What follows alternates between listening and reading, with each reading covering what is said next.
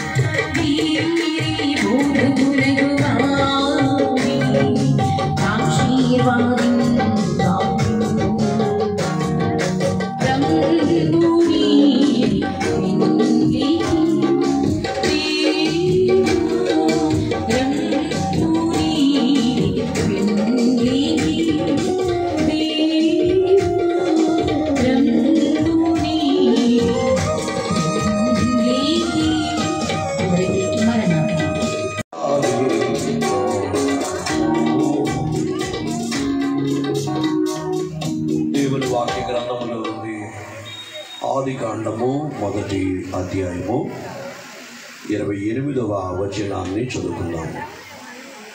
దేవుడు వారిని ఆశీర్వదించెను, ఇట్లనగా మీరు ఫలించి అభివృద్ధి పొంది విస్తరించి ప్రభునందు ప్రియులరా. డానియేల్ భవ్యశ్రీ యొక్క వివాహ మహోత్సవంలో కూర్చున్నటువంటి మనందరికీ, ఈ వధూవరులైన వారికి దేవుడు ప్రత్యేకమైనటువంటి ఆశీర్వాదాన్ని ఈ శుభదినమందు అనుగ్రహించును గాక. ఆమేన్. దయచేసి ఒక పావు గంట సేపు అందరూ మౌనంగా ఉండాలని, అమ్మ మీరు కూడా కొద్దిసేపు మౌనంగా ఉండాలని ఒక పావు గంట సేపు. ఏమిటంటే ఫలించాలి అంటే నీరు కూడా చాలా ప్రధానమైంది.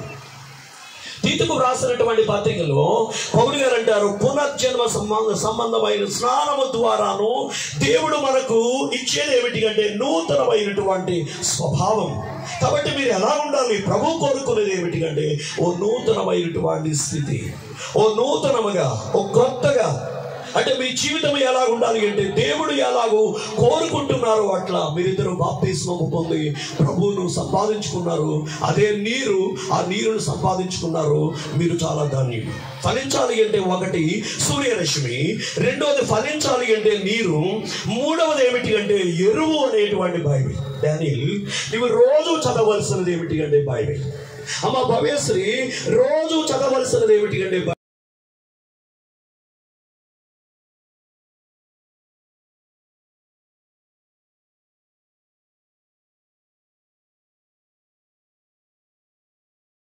ఆ స్టాలిన్కి ఒకే ఒక కూతురు, స్పిట్లినా హల్లెలూయా అనే కూతురు.